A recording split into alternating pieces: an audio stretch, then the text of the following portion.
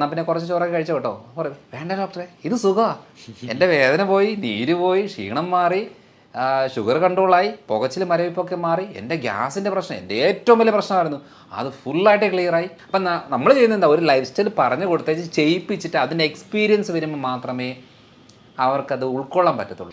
എന്നിട്ട് പറ, ഷുഗർ കുറയുന്നുണ്ടോ, ക്ഷീണം കുറയുന്നുണ്ടോ, ബുദ്ധിമുട്ട് കുറയുന്നുണ്ടോ, നീർക്കെട്ട്, എല്ലാവരും പറയുന്നത് ഇവിടെ വേദന, ഇവിടെ പിടിച്ച വേദന, ഇവിടെ പിടിച്ച വേദന, എല്ലായിടത്തും വേദനകളാണ്, ചോറ് കുറയ്ക്കും. അല്ലാതെ മരുന്ന് കഴിച്ചിട്ട് തുമ്മൽ മാറിയ കേസുണ്ടോ?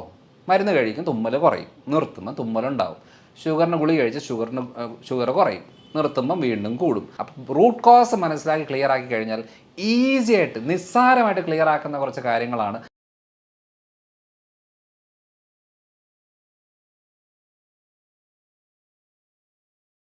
കോൺവോ ഹെൽത്തിൻ്റെ പുതിയൊരു വീഡിയോയിലേക്ക് എല്ലാവർക്കും സ്വാഗതം. നമ്മളുടെ കൂടെ ഇന്ന് കേരളത്തിലെ തന്നെ ഏറ്റവും സോഷ്യൽ മീഡിയയിൽ കൂടുതലായിട്ട് ഹെൽത്ത് ടോപ്പിക്സിലൊക്കെ ഡിസ്കഷൻ ചെയ്തുകൊണ്ടിരിക്കുന്നതാണ് ഡോക്ടർ മനോജ് ജോൺസൺ സാറാണ് നമ്മളുടെ കൂടെ ഉള്ളത്. അപ്പോൾ സാറോട് നമുക്ക് അല്പം കാര്യങ്ങൾ ചോദിച്ചിട്ട് ഡിസ്കഷൻ ആരംഭിക്കാം. മെയിനായിട്ട് സാറോട് ഞാൻ ചോദിക്കുന്നത്, സാറ് മെയിനായിട്ട് ലൈഫ് സ്റ്റൈൽ ഡിസീസുകളിലാണ് കൂടുതലായിട്ട് അഡ്രസ്സ് ചെയ്യാറുള്ളത്. അപ്പോൾ അതുകൊണ്ട് തന്നെ ലൈഫ് സ്റ്റൈൽ ഡിസീസുകളിൽ പൊതുവിൽ സാറ് ഏറ്റവും കൂടുതൽ കണ്ടുവരുന്നത് ഇവിടെ കേരളത്തിൽ സമൂഹത്തിൽ കൂടുതലായിട്ട് കണ്ടുവരുന്നത് എന്ത് ടൈപ്പ് ഓഫ് ഡിസീസസ് ഒക്കെയാണ്? ഇപ്പോൾ ലൈഫ് സ്റ്റൈൽ ഡിസീസ് ഏറ്റവും കോമൺ ആയിട്ട് നമ്മുടെ എല്ലാ സ്ഥലങ്ങളിലും ഉണ്ട്, എന്നാലും കേരളത്തിൽ കുറച്ച് കൂടുതലാണ്. കാരണം എന്ന് വെച്ചാൽ ലൈഫ് സ്റ്റൈൽ ഡിസീസ് എന്ന് പറയുമ്പോൾ നമ്മുടേത് ജീവിതശൈലിയായിട്ട് ബന്ധപ്പെട്ട പ്രശ്നങ്ങൾ. അതിൽ പ്രമേഹം വളരെ കോമൺ ആയിട്ടുള്ളൊരു കാര്യമാണ്. പിന്നെ blood pressure, hyper tension, cholesterol പ്രശ്നങ്ങൾ, ഫാറ്റ് ലിവർ ബുദ്ധിമുട്ടുകൾ, വെരിക്കോസ് പ്രശ്നങ്ങൾ, തൈറോയ്ഡ് റിലേറ്റഡ് ബുദ്ധിമുട്ടുകൾ, ഒബേസിറ്റി, വെയിറ്റ് കൂടുന്ന കാര്യങ്ങൾ. അപ്പോൾ ലിസ്റ്റ് എടുത്ത് നോക്കുമ്പോഴത്തേനും കുറേ പ്രശ്നങ്ങൾ നമ്മൾ ജീവിതശൈലി രോഗങ്ങളുമായിട്ട് ബന്ധപ്പെട്ട് നമ്മുടെ നാട്ടിൽ, പ്രത്യേകിച്ച് കേരളത്തിൽ വളരെ കോമൺ ആണ്. അപ്പോൾ അങ്ങനെ വരുമ്പം എന്തുകൊണ്ടാണ് ഇത്രയും കാര്യങ്ങൾ കോമൺ ആണെന്ന് സ്റ്റഡി ചെയ്ത് പോയപ്പോഴാണ് അതിൻ്റെ കാര്യങ്ങൾ എന്താണെന്ന് മനസ്സിലായത്. ഇന്ത്യയിൽ ഏറ്റവും കൂടുതൽ മരുന്ന് കഴിക്കുന്ന ഒരു സ്ഥലമാണ് കേരളം. കാരണം നമ്മുടെ മനോരമയുടെ ആ സർവേയിൽ തന്നെ പലർക്കും അറിയാം, ഒരു വ്യക്തി എന്ന് വെച്ചാൽ ഒരു സ്റ്റേറ്റിൽ 100-150 രൂപയാണ് ഒരു മാസം, അല്ലെങ്കിൽ ഒരു മാസം മരുന്നിന് വേണ്ടി ചിലവാക്കുന്ന സ്ഥലത്ത് കേരളത്തിൽ 2500 ചില്ലറ രൂപയാണ് ഒരാൾ ഒരു മാസം മരുന്നിന് വേണ്ടി ചിലവാക്കുന്നത്. അപ്പോൾ ഈ സർവേയിൽ നമുക്ക് മനസ്സിലാകുന്ന ഒരു കാര്യം എന്താണെന്ന് വെച്ചാൽ ഏറ്റവും കൂടുതൽ ആളുകൾ ഹെൽത്ത് കോൺഷ്യസ് ആണ് കേരളത്തിൽ. പക്ഷേ ആ ട്രാക്ക് ഒന്ന് മാറിപ്പോയി, അത്രയേ ഉള്ളൂ. കാരണം ജീവിതശൈലി രോഗങ്ങൾക്കും മരുന്ന് കഴിച്ചാൽ ശരിയാകും എന്നുള്ള ഒരു തെറ്റിദ്ധാരണ വരുമ്പോഴാണ് ഈ മരുന്നുകളുടെ എണ്ണം കൂടുന്നത്. കാരണം എന്താണ്, നമ്മളൊരു വെയിറ്റ് കൂടുന്നു, അല്ലെന്നുണ്ടെങ്കിൽ ശ്വാസം മുട്ടലുണ്ടാകുന്നു, കൊളസ്ട്രോൾ കൂടുന്നു, ഫാറ്റ് ലിവർ വരുന്നു, ഷുഗറിൽ ചെറിയ വേരിയേഷൻ വരുന്നു, യൂറിക് ആസിഡ് കൂടുന്നു എന്നൊക്കെ പറയുന്ന ചേഞ്ചസ് വരുമ്പോഴേ നമ്മൾ ആദ്യം ഫോക്കസ് ചെയ്യുന്നത് ചെറിയ അളവിൽ ഷുഗർ കൂടിയല്ലോ ഉടനെ ഒരു മരുന്ന് കഴിക്കാം എന്നുള്ളതാണ്. പക്ഷേ അത് ഫുഡിൽ മാറ്റം വരുത്തി എക്സസൈസ് കറക്റ്റായിട്ട് ചെയ്തേച്ച് കുറയ്ക്കുക എന്നുള്ള മെത്തഡിനെക്കാട്ടിലും എളുപ്പപ്പണിയായിട്ട് നമ്മൾ ഒരു മരുന്ന് കഴിച്ചാൽ റെഡിയാകും എന്നുള്ളത് വിശ്വസിക്കുമ്പോഴാണ് ഏറ്റവും കൂടുതൽ തെറ്റ് വരുന്നത്. അതാണ് കേരളത്തിൽ ഏറ്റവും കൂടുതൽ കണ്ടുവരുന്നൊരു കാര്യം എന്ന് വെച്ചാൽ നമ്മളെല്ലാവരും എളുപ്പപ്പണിയിലെ ആൾക്കാരാണ്. നമുക്ക് ഭക്ഷണം ശ്രദ്ധിക്കാനോ അല്ലെങ്കിൽ ലൈഫ് സ്റ്റൈൽ നോക്കാനോ ഒന്നും പറ്റത്തില്ല. പക്ഷേ ഒരു ഈസി ആയിട്ട് ഒരു ഗുളികയോ ഒരു കഷായമോ ഒരു മരുന്നോ സിറപ്പോ ഇഞ്ചക്ഷനോ എന്തെങ്കിലും ഉണ്ടെങ്കിൽ അത് ഞാൻ നോക്കിക്കോളാം, അല്ലാതെ എനിക്ക് വേറെ കാര്യങ്ങൾ പറ്റുന്നില്ല എന്ന് വരുന്നതാണ് നമ്മുടെ കേരളത്തിലെ ഏറ്റവും വലിയൊരു പ്രശ്നം. പക്ഷേ ഒരു പ്രത്യേകത എന്താണെന്ന് വെച്ചാൽ ഈ ചികിത്സയോ മരുന്നോ ആശുപത്രികളോ ഡോക്ടർമാരോ മാറി മാറി ചെയ്തെങ്കിലും ഈ പ്രശ്നങ്ങൾ മാറുന്നില്ല. ഓരോ ദിവസവും പുതിയ പുതിയ രോഗങ്ങൾ, പുതിയ പുതിയ പ്രശ്നങ്ങൾ വന്നുകൊണ്ടിരിക്കുകയാണ്. വളരെ സിമ്പിളായിട്ടുള്ള എക്സാമ്പിൾ ഞാൻ പറയാം. ഇപ്പോൾ പ്രമേഹമുള്ള ഒരാൾ നമുക്ക് ഒരു ഹോസ്പിറ്റലിൽ പോകുന്നു, അതിനുള്ള മരുന്ന് കൊടുക്കുന്നു. 2 മാസം കഴിയുമ്പോഴത്തേനും അവർക്ക് വേറെ ഒരു പ്രശ്നം, അതല്ലെങ്കിൽ ഷുഗർ കൺട്രോൾ നിൽക്കുന്നില്ല. അപ്പോൾ എന്തായി, ഒരു ഗുളികയുടെ കൂടെ വേറൊരു ഗുളികയും കൂടെ ആഡ് ചെയ്തിട്ടാണ് കൊടുക്കുന്നത്.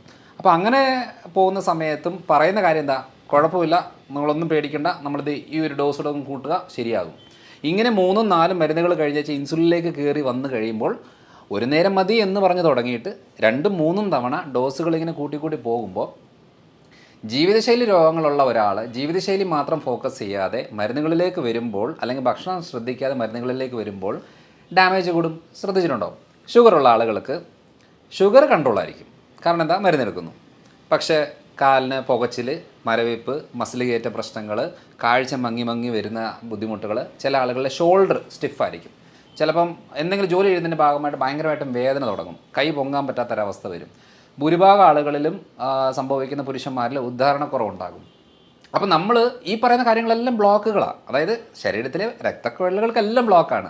പക്ഷേ ഇപ്പോൾ അവകാശപ്പെടും എൻ്റെ ഷുഗർ കൺട്രോളാണ്. അപ്പോൾ ഇങ്ങനത്തെ ഒരു ജീവിതശൈലിയായിട്ട് ബന്ധപ്പെട്ട് വരുമ്പോൾ മരുന്ന് കഴിക്കുന്നതിൻ്റെ കൂടെ പല കാര്യങ്ങളല്ലാത്തതുകൊണ്ട് അതിനെക്കുറിച്ചുള്ള ഒരു അവയർനെസ്സാണ് നമ്മുടെ നാടിന് ഏറ്റവും കൂടുതൽ ആവശ്യം. അതാണ് ഞാൻ ഏറ്റവും കൂടുതലായിട്ട് ചെയ്തുകൊണ്ടിരിക്കുന്നത്. അപ്പം കേരളത്തിലെ ഒരു ലൈഫ് സ്റ്റൈൽ ഡിസീസുമായിട്ട് ബന്ധപ്പെട്ട് നോക്കുമ്പോൾ ട്രാക്ക് ഒന്ന് മാറ്റിപ്പിടിക്കാനുള്ള സമയമായി എന്നുള്ളതാണ്. അല്ലാതെ ലൈഫ് സ്റ്റൈൽ ഡിസീസിന് മരുന്ന് കഴിച്ചാൽ ലെവലാകും എന്നുള്ളൊരു തെറ്റിദ്ധാരണ, അത് തെറ്റിദ്ധാരണ തന്നെയാണ്. കാരണം മരുന്ന് മാത്രം പോരാ, മരുന്ന് വേണം, പക്ഷെ മരുന്ന് മാത്രം പോരാ, അതല്ലാതെ വേറെ കുറേ കാര്യങ്ങളും ചെയ്യേണ്ടി വരും. ഡോക്ടർ പറഞ്ഞ ആ ഒരു ട്രാക്ക് മാറ്റി പിടിക്കണം എന്നുള്ളത് എപ്പോഴോ ചിന്തിക്കേണ്ട അടുത്ത് എത്തിയിട്ടുണ്ട്. ഷുഗറിൻ്റെ കേസിൽ പലപ്പോഴായിട്ടും പല ആളുകളും മെഡിസിൻസ് എടുക്കുന്നത്, പക്ഷേ ഒരു റിസൾട്ട് മാറ്റം എന്ന് പറഞ്ഞിട്ട് സാറ് പറഞ്ഞതുപോലെ തന്നെ ഇൻസുലിനിലേക്ക് എത്തുക, അത് ഒരു നേരത്തു നിന്ന് 2 നേരത്തിലേക്ക് എത്തുക എന്ന രൂപത്തിലേക്ക് പോകുന്നുള്ളൂ. പക്ഷേ നമുക്ക് ലൈഫ് സ്റ്റൈൽ ഡിസീസ് ആകുമ്പം അത് ലൈഫ് സ്റ്റൈൽ ചേഞ്ച് ചെയ്താൽ എന്താണ് മാറ്റം ഉണ്ടാവും എന്നുള്ളത് ഉറപ്പുള്ള കാര്യങ്ങൾ തന്നെയാണ്. അതിൽ ഒന്നാമത്തെ കാര്യം എന്ന് പറയുന്നത്, നമ്മളിപ്പോൾ ഇൻസുലിൻ എടുക്കുന്നു, ഒരു നേരം ഇൻസുലിൻ എടുക്കുന്നത് 2 നേരമാക്കി 3 നേരമാക്കി പോകുന്ന സമയത്തിൽ പലപ്പോഴും ഇൻസുലിൻ ഡോസ് എന്തിനാണ് കൂട്ടുന്നത്? ആ ഡോസ് എടുത്തിട്ടും ഷുഗർ കൺട്രോൾ നിൽക്കാതെ വരുമ്പോഴാണ് ഡോസ് കൂട്ടുന്നത്. അപ്പോൾ നമുക്ക് ഡോസ് കൂട്ടാതെ എങ്ങനെ നോക്കാം? അപ്പോൾ നമുക്ക് ആ മെക്കാനിസം മനസ്സിലാവുമ്പം നമുക്കൊരു ഐഡിയ കിട്ടും. അതായത് ഫുഡ് കൺട്രോൾ ചെയ്യുന്നുണ്ട്, മരുന്ന് കഴിക്കുന്നുണ്ട്, എന്നിട്ട് ഷുഗർ കൂടുന്ന ആളുകളെന്ന് പറയുമ്പോൾ അവർ മെയിനായിട്ട് ഫോക്കസ് ചെയ്യേണ്ടത് മസിൽസിൻ്റെ കോൺട്രാക്ഷനും റിലാക്സേഷനും കറക്റ്റായിട്ട് മസിൽ ഗ്രോത്ത് കൂട്ടുക എന്നുള്ളതാണ് അതിനകത്ത് മെയിനായിട്ടുള്ള കാര്യം. ഈ അവയർനെസ് ഇല്ലെങ്കിൽ ഷുഗർ കുറയില്ല. അതായത് ഞാൻ നമ്മുടെ വയനാട്ടിലൊരു ഡോക്ടർ ആരാണെന്നറിയില്ല, ഒരു ഡയബറ്റോളജിസ്റ്റാണ്, ഈ ജിലേബിയോ മധുരമോ എന്തെങ്കിലും കൊടുത്തിട്ട് ഷുഗർ കുറയ്ക്കുന്നത് ഞാൻ കേട്ടിട്ടുണ്ട്. സത്യം പറഞ്ഞാൽ ഒത്തിരിയേറെ ആളുകൾ, ഡോക്ടേഴ്സ് തന്നെ അതിനെ എതിരായിട്ട് സംസാരിച്ചിട്ടുണ്ട്. പക്ഷേ അത് ശരിയാണ്. അതിനൊരു സയൻസ് എന്താണെന്ന് വെച്ചാൽ, ആ ഡോക്ടർ മെയിനായിട്ടും ഫോക്കസ് ചെയ്യുന്നത് എക്സസൈസ് മെത്തഡുകളാണ്. ഒരു 20-21 സ്റ്റെപ്പുകളുണ്ട്. ആ സ്റ്റെപ്പുകളാണ് ഏറ്റവും കൂടുതൽ ആവശ്യമുള്ളത്. അതിപ്പോൾ അതേ രീതി ചെയ്യണമെന്നില്ല. നമ്മൾ മസിൽസിന് നല്ല രീതിയിലുള്ള മൂവ്മെൻറ്റ് കൊടുത്തു കഴിയുമ്പോഴത്തേനും ഈ ഇൻസുലിനൊന്നും ആവശ്യമില്ല. ഇത്രയും പ്രോസസ്സ് കഴിഞ്ഞിട്ട് വേണം സെൽസിലേക്ക് കയറണം എന്നുണ്ടെങ്കിൽ അത്രയും പ്രോസസ്സ് കഴിയണം. മസിൽസിന് മൂവ്മെൻറ്റ് നല്ല അളവ് കൊടുത്തു കഴിഞ്ഞാൽ ഈ പെട്ടെന്ന് മസിൽസ് ഈ ഗ്ലൂക്കോസിനെ വലിച്ചെടുക്കും. അപ്പോൾ പെട്ടെന്ന് ഷുഗർ ലെവൽ കുറയും. അപ്പം നമ്മളോട് നേരായിട്ട് മരുന്നും ഇൻസുലിനും എടുക്കുന്ന സമയത്ത് നേരായിട്ട് പറഞ്ഞു തരേണ്ട കാര്യം, ഈ മസിൽസ് ഗ്രോത്ത് കൂടണം, എന്നെങ്കിൽ മാത്രമേ ഷുഗർ കുറയത്തുള്ളൂ. പക്ഷെ നമ്മൾ ശ്രദ്ധിച്ചിട്ടുണ്ടോ, പ്രമേഹ രോഗികളുടെ എപ്പോഴും കൈയും കാലും ശോഷിച്ച് വരും. ഇൻസുലിൻ എടുക്കുന്ന ആളുകളുടേത് വണ്ണം കൂടി വരും. അപ്പോൾ ഇൻസുലിൻ എടുക്കുമ്പോൾ ഫാറ്റ് ഡെപ്പോസിഷൻ കൂടും. എന്ന് വെച്ചാൽ എവിടെയാണ്? വയറിൻ്റെ ഭാഗത്ത്. കൈയും കാലമൊക്കെ ശോഷിക്കും. അപ്പോൾ നമ്മൾ ഈ മെറ്റ്ഫോമിനോ അങ്ങനത്തെ എന്തെങ്കിലും ഗുളിക എടുക്കുന്ന സമയത്ത് ഫാറ്റ് ലോസ് ആകും, മസിൽ ലോസ് ആകും. അപ്പോൾ അങ്ങനെ വരുമ്പോൾ എന്നാന്ന് പറഞ്ഞാൽ വെയിറ്റ് കുറയും. ഇൻസുലിൻ എടുക്കുമ്പോഴത്തേന് വെയിറ്റ് കൂടും. അപ്പോൾ എങ്ങനെയാണ്? ശരീരപ്രകൃതം നോക്കുമ്പോൾ കൈയും കാലും നെഞ്ചും ശോഷിച്ചിരിക്കും, വയറ് മാത്രം വലുതായിട്ടിരിക്കും. കാരണം ഏറ്റവും കൂടുതൽ ഇൻസുലിൻ എടുക്കുന്ന വയറിൻ്റെ ഭാഗത്താണ്. അപ്പോൾ ഇവിടെ സൊല്യൂഷന് എന്താ ചെയ്യേണ്ടത്? നമ്മൾ മെഡിസിനോ കാര്യങ്ങൾ എടുക്കുമ്പോൾ മസിൽ ബിൽഡപ്പ് ചെയ്യാനുള്ള കാര്യങ്ങൾ, അത് ഡംബിൾസ് യൂസ് ചെയ്യുവോ, പുഷപ്സ് ചെയ്യുവോ, പുല്ലപ്സ് ചെയ്യുവോ, ഏതെങ്കിലും രീതിയിലുള്ള മസിൽ ടയേർഡ് ആകുന്ന രീതി ചെയ്താൽ ഷുഗറും കൺട്രോൾ ആവും, മസിലും ഗ്രോത്ത് ആവും. അപ്പോൾ ഓട്ടോമാറ്റിക്കായിട്ട് ഷുഗർ കുറയും. സിമ്പിൾ കാര്യമാണ്, വളരെ സിമ്പിളായിട്ടുള്ള കാര്യമാണ്. അപ്പോൾ ഈ ഒരു ഐഡിയ നമുക്ക് കിട്ടിയെങ്കിൽ മാത്രമേ, ചിലവരല്ലേ ഫാസ്റ്റിംഗ് ഷുഗർ എൻ്റെ കൂടുതലാണ്, ഫുഡ് കഴിച്ചാൽ കുറവാണ്. അതിൻ്റെ അർത്ഥം എന്താ? മസിൽ ഗ്രോത്ത് ഇല്ല. അപ്പം മസിൽ സ്ട്രെങ്തനിങ് ആയാൽ ഫാസ്റ്റിംഗ് ഷുഗർ കുറയും. ഇതാണ് അതിൻ്റെ ബേസിക് ട്രിക്കാണ്. അതൊരു വളരെ സിമ്പിളായിട്ട് ചെയ്യാൻ പറ്റിയ കാര്യങ്ങൾ ഇതൊക്കെയാണ്. ഈ രൂപത്തിൽ നമുക്ക് ശ്രദ്ധിച്ചു കഴിഞ്ഞാൽ ഷുഗർ മാനേജ് ചെയ്ത് കൊണ്ടുവരാൻ പറ്റുന്നില്ല. അപ്പോൾ ഭക്ഷണ രീതിയിൽ എന്തെങ്കിലും ഇതിലുള്ള കാര്യങ്ങൾ ശ്രദ്ധിക്കേണ്ടത്? ഭക്ഷണ രീതിയിൽ വളരെ ഇമ്പോർട്ടൻ്റ് ആയിട്ട് ശ്രദ്ധിക്കേണ്ട ഒരു കാര്യം, നമ്മുടെ ഒരു കാഴ്ചപ്പാടിൽ പൊറോട്ടയും ബീഫും കപ്പയും മീനും കൂന കൂട്ടി ചോറ് കഴിക്കുന്നതുമാണല്ലോ നമ്മുടെ ഒരു ട്രെൻഡ്. ഇപ്പം ഞാൻ ഇപ്പം കോഴിക്കോടും കണ്ണൂരും കോട്ടക്കലൊക്കെ കൺസൾട്ടേഷൻ്റെ ഭാഗമായിട്ട് വരുന്ന സമയത്ത് പലപ്പോഴും ഹോട്ടലിൽ നിൽക്കാറുണ്ട്, ഭക്ഷണം കഴിക്കാറുണ്ട്, പല വീടുകളിൽ പോകാറുണ്ട്. ഇപ്പോൾ ഇവിടെ എല്ലാം കാണുന്ന ഒരു കോമൺ കാര്യം എന്ന് പറയുന്നത് കൂടുതൽ അളവാണ്. കാരണം വയറ് നിറയണം. പിന്നെ ഏറ്റവും കൂടുതൽ ഈ മലബാർ ഏരിയയിലൊരു പ്രത്യേകത എന്ന് വെച്ചാൽ കഴിപ്പിച്ചിട്ടാണ് സന്തോഷം പ്രകടിപ്പിക്കുന്നത്. എന്ന് വെച്ചാൽ വയറ് നിറയെ കഴിപ്പിക്കുക. അപ്പോൾ നമ്മൾ പോയിട്ട് കുറച്ച് കഴിക്കുമ്പോഴത്തേനും പറയും, ഒന്നും കഴിക്കുന്നതിന് ഒന്നും ഇഷ്ടമായില്ലേ എന്നുള്ള രീതിയാണ്. അപ്പോൾ ഇത് മലബാർ ഏരിയ മാത്രമല്ല, നമ്മുടെ നാട്ടിലൊരു കോമൺ ഒരു കൾച്ചർ എന്നാന്ന് വെച്ചാൽ ചോറ് കഴിച്ചെങ്കിൽ മാത്രമേ ഒരു ആരോഗ്യമുള്ളൂ എന്നുള്ളത്. എന്തിനാണ് ഈ അമേരിക്കയിലുള്ള ആൾക്കാരോട് നമ്മൾ പറയുകയാണ്, അതേ ബീഫും പൊറോട്ടയും കഴിച്ചിട്ടുണ്ടോ, സൂപ്പർ സാധനമാണ് എന്നൊക്കെ പറഞ്ഞു കഴിഞ്ഞാൽ അവർക്ക് എന്തെങ്കിലും വികാരമുണ്ടോ? ഒരു വികാരമില്ല. കപ്പയും മീനും നമുക്കാണെന്നുണ്ടെങ്കിൽ ഭയങ്കര ഒരു എന്താ പറയുക, ഭയങ്കര ഒരു വികാരമാണ് കപ്പയും മീനും വരുമ്പോൾ. എന്തുകൊണ്ടാണ് യൂറോപ്യൻസിന് ഈ കപ്പയും മീനും പറയുമ്പോൾ ഒരു താല്പര്യമില്ലാത്തത്? കാരണം എന്ന് വെച്ചാൽ നമ്മൾ പഠിച്ച് വളർന്ന് നമ്മുടെ നാട്ടുകാർ വീട്ടുകാർ എല്ലാം ഈ ഒരു കൾച്ചറിലേക്ക് വരുന്നത് കൊണ്ട് നമുക്കിത് വലിയ കാര്യമാണ്.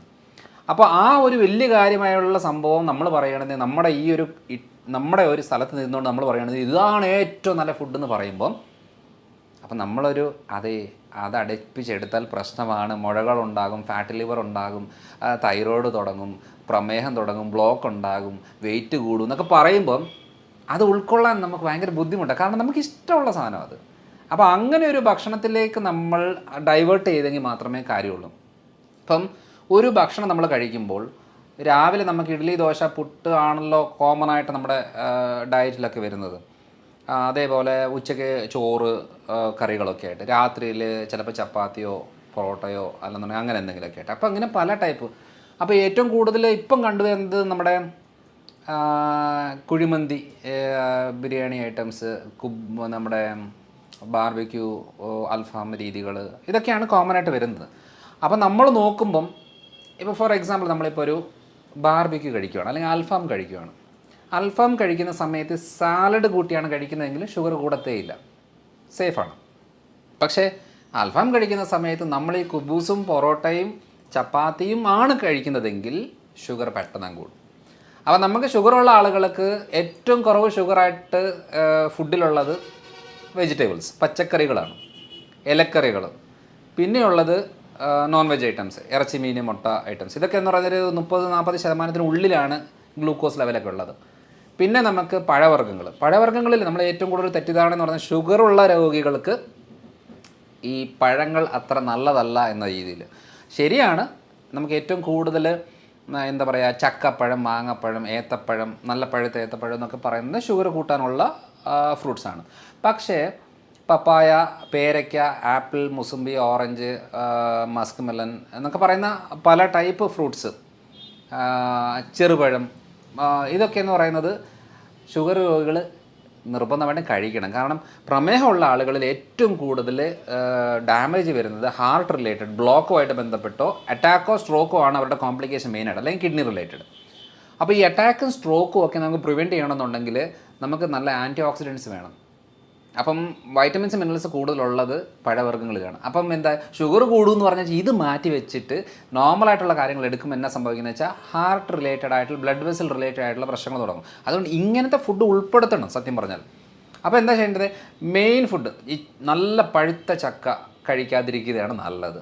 പച്ച ചക്ക നമ്മൾ ചക്ക വേവിച്ചൊക്കെ കഴിക്കത്തില്ലേ, അത് ഓക്കെയാണ്. അതേപോലെ മാങ്ങ, പച്ചമാങ്ങയായിട്ട് ഉൾപ്പെടുത്താം. കൂടുതൽ പഴിക്കുന്നതനുസരിച്ച് ഷുഗർ കൂടുന്നൊരു സാഹചര്യം വരും. അപ്പം ഇതൊരു 40-50% ഷുഗർ ലെവൽ ഉള്ളതാണ്. പിന്നെയുള്ള ഒരു 50-60% ഷുഗർ ലെവലുള്ളത് പയറുപരിപ്പ് വർഗ്ഗങ്ങൾ, അതായത് ചെറുപയർ, വൻപയർ, കടല, മുതിര, ഉഴുന്ന്, പരിപ്പ്, അങ്ങനത്തെ കുറേ പയറുപരിപ്പ് വർഗ്ഗങ്ങളിലാണ് ഒരു 50-60% ഗ്ലൂക്കോസ് ലെവലുണ്ട്. അപ്പം കമ്പാരിറ്റീവ്ലി വെജിറ്റേറിയൻസിന് നമുക്ക് ബെറ്ററായിട്ട് പറയുന്നത് പനീർ, മഷ്റൂം, ഈ സാധനങ്ങൾക്കൊക്കെ, ഈ ഭക്ഷണങ്ങളിലൊക്കെ നമുക്ക് ഷുഗർ ലെവൽ അധികമില്ല. ഇതൊരു 10-20-30% നിൽക്കുന്ന കാര്യങ്ങളാണ്. അപ്പോൾ 50% ഉള്ളിൽ നിൽക്കുന്ന ഭക്ഷണങ്ങളെ കുറച്ച് അളവ് കൂട്ടുക.